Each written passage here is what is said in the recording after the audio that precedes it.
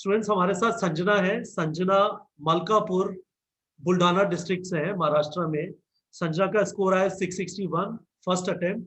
और ये जो फर्स्ट अटेम्प्ट वाले स्टूडेंट है ना, यदि आपको इस वाले वीडियो को देख के कुछ भी मोटिवेशन ना मिले तो आपकी गलती नहीं है। संजना की शक्ल पे लिखा हुआ है कि बहुत ज्यादा पढ़ाकू है। और मैं बता देता हूँ इनका 12th में परसेंटेज है 97.2%। तो मैंने इनसे यही पूछा कि 2.8% बेचारे कमजोर बच्चों के लिए आपने छोड़ दिया, थैंक यू वेरी मच। तो इन्होंने फर्स्ट अटेम्प्ट में इनका स्कोर आया है 661। बहिराम जी जीजीबाई मेडिकल कॉलेज पुणे में इन्होंने कंफर्म किया। संजय आपने लॉक कर दिया है या आप अपग्रेडेशन के लिए आपने अप्लाई किया है? अपग्रेडेशन। अपग्रेडेशन के लिए अप्लाई किया है। कहाँ पे अपग्रेडेशन चाहती हैं आप? जीएस स्टेट में चाहती हैं, ग्रांट में चाहिए चाहती हैं, किसी एम्स में चाहती हैं? एम्स। कौन सा एम्स? अभी भोपाल, जोधपुर और रायपुर के लिए ट्राई तो करेंगे। भोपाल, जोधपुर और रायपुर और के लिए, चलिए। जीएस के लिए मैंने स्टेट कोटे के थ्रू ट्राई किया। Correct correct, very good. ठीक है। तो आपने हाइल्ड टेस्ट सीरीज ज्वाइन किया। आप पहले एलन गई थी 2 साल, उसके बाद आप जनवरी में वापस आ गई। अच्छा किया जनवरी में वापस आ गई, नहीं तो मार्च में बहुत दर्दनाक स्टोरीज आ रही थी कोटा से। तो वो नहीं हुआ आपके साथ, जनवरी में वापस आ गई। और आपने बोर्ड एग्जाम के बाद हाई टेस्ट सीरीज और क्वेश्चन बैंक ज्वाइन किया। तो जरा अपना एक्सपीरियंस बताइए कैसा रहा। मतलब आपने क्लासरूम कोचिंग भी की और आपने ऑनलाइन कोचिंग भी की। तो यदि कोई स्टूडेंट आपके पास आता है, बहुत सारे लोग आएंगे कि संजना चाची से जाके पूछते हैं कि डॉक्टर कैसे बनते हैं, तो आप उन्हें क्या रेकमेंड करेंगे? दूर दूर देश कोटा चले जाओ या घर पे बैठ के ऑनलाइन कोर्स से तैयारी करो? घर पे बैठ के ऑनलाइन। क्यों? आप खुद भी तो काफ़ी। गई हैं।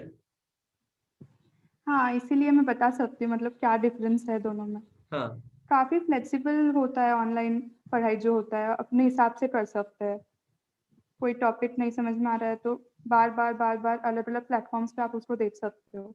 ओके, समझ एंड गया। क्वेश्चंस भी काफ़ी सारे हो जाते हैं।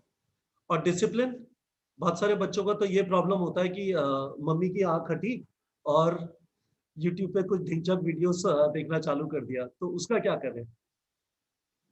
वो तो अभी फिर खुद पे डिपेंड है। खुद पे डिपेंड है। ये बात भी सही है।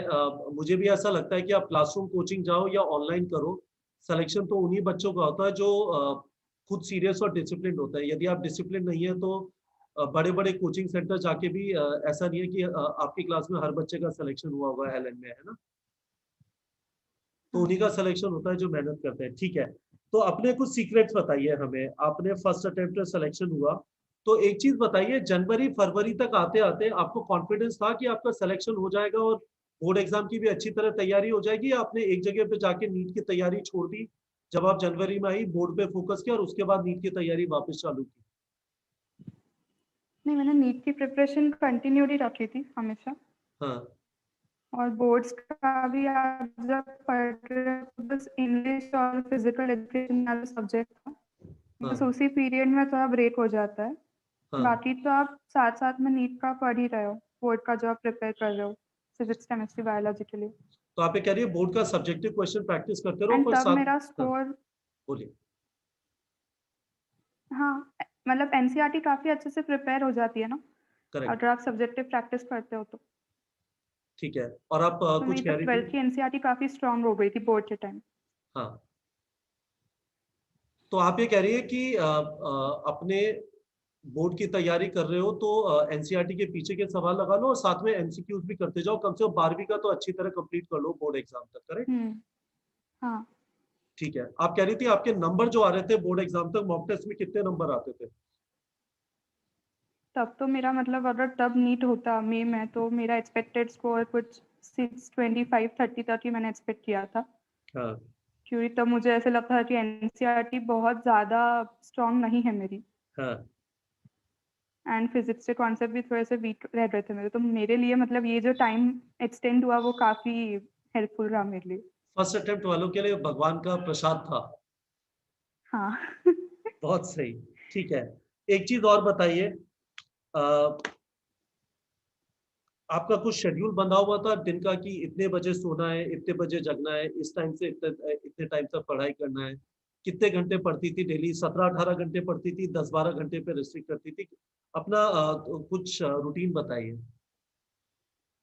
नहीं, मेरा 8 टू 10 आवर्स ही होता होगा, हाँ, जब मैं घर पे आ गई थी हाँ, बाद में। और हाँ, मेरा ऐसा कोई बहुत रिजिड शेड्यूल नहीं था हाँ। कि इतने से इतने देर ऐसे पढ़ना है। डे पे डिपेंड करता है, डे वाइज़ शेड्यूल चेंज होता था। पर आप ये इंश्योर करती थी कि दिन का 8 से 10 घंटे पढ़ना है हर रोज़, चाहे कुछ भी हो जाए, हाँ, है ना? अब वो कहीं हाँ, पे भी टाइम मिले। सोने का टाइम फिक्स हाँ, था, सोने का टाइम फिक्स नहीं था?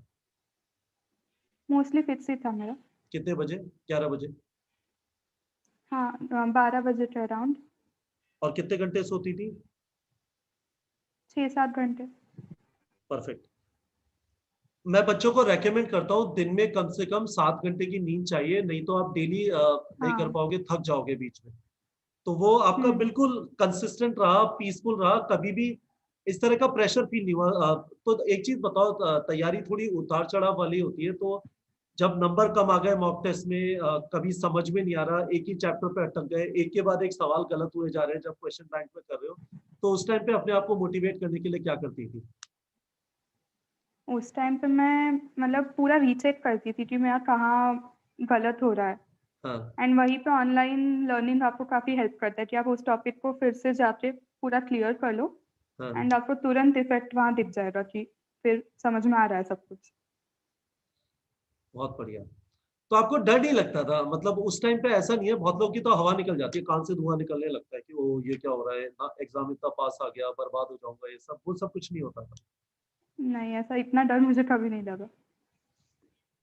चलिए, तो आप अपने घर में आस-पास पहली डॉक्टर होने वाली हैं? हाँ, बहुत लोग को इंस्पायर करेंगी, ऑलरेडी लोग आपके पास आके एडवाइस वगैरह ले रहे हैं, छोटे-छोटे बच्चों को लेके आ रहे हैं कि बताओ इससे कैसे डॉक्टर हाँ, बनना है? हाँ, हाँ, अभी तो आ रहा है। ठीक है। और पापा, आपका पूरा नाम संजना अशोक कुमार चंडक है, तो पापा का नाम मिस्टर चंडक से संजना के पिताजी हो गया है? हाँ, मराठी में क्या बोलते हैं? कुछ बोलते हैं स्पेसिफिकली संजना के पिताजी, या कुछ और फ्रेज़ यूज़ होता है? नहीं एक्चुअली मेरी मराठी इतनी स्ट्रॉन्ग नहीं है तो अभी अच्छा, ठीक है। बहुत बढ़िया संजना, तो I think this is fantastic. बच्चों, मैं आपको इस वीडियो के समरी में एक ही चीज़ बताऊँगा। इस वीडियो को रिकॉर्ड करने से पहले भी मैं संजना से थोड़ी देर बात कर रहा था। शांत दिमाग, मतलब इनके चेहरे पे शांति दिखाई दे रही है। आपके भी चेहरे पे, मतलब आपकी हवाइयाँ नहीं उड़ी होनी चाहिए। मतलब यदि आप एग्ज़ाम की तैयारी कर रहे हो और उसने आपकी एनर्जी, आपकी हैप्पीनेस, आपकी शांति छीन ली है, तो आपकी तैयारी नहीं हो रही है, कुछ गड़बड़ है।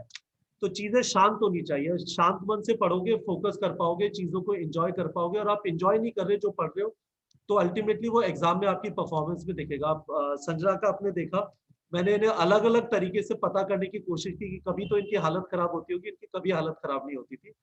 ऊपर-नीचे सब चलता रहता था, ये लगे रहती थी।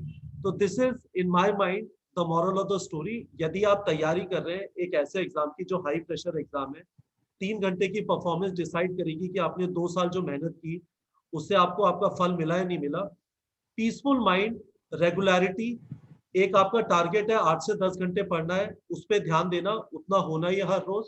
और जब आप गड़बड़ें होती हैं, तो उससे परेशान नहीं होना, उसको अपॉर्च्युनिटी की तरह ट्रीट करना है कि अच्छा हुआ पहले ही गलती हो गई, देख लेते हैं कि कहाँ पे गलती हो रही है। समराइज़ सही कर दिया मैंने संजना, कुछ और आप ऐड करना चाहेंगी? हाँ, बस इतना ही। इतना ही? अपना एक फाइनल हाँ, सीक्रेट बता दीजिए, यदि आपको बच्चों को एक फाइनल एडवाइस देनी है कि एक इस चीज़ का ज़रूर ध्यान रखना, तो आप क्या एडवाइस देना चाहेंगी? कभी भी प्रिपरेशन रुकनी नहीं चाहिए, कुछ भी हो रहा हो टेस्ट में, कभी भी अपनी पढ़ाई छोड़ो मत, क्योंकि जब आप ब्रेक दे दोगे तो फिर आपको वापस कैच अप करने में बहुत ज़्यादा प्रॉब्लम होगी। बहुत बढ़िया, सिंपल। मैं समराइज़ कर देता हूँ, कभी भी प्रिपरेशन रुकनी नहीं चाहिए। Thank you so much Sanjana, मज़ा आ गया आपसे बात करके, बेस्ट ऑफ लक। और थैंक यू होपफुली सर। आपने अपग्रेडेशन के लिए डाला है, तो आप जो होप करिए, we wish you best of luck, आपको वो मिले। Thank you so much Sanjana.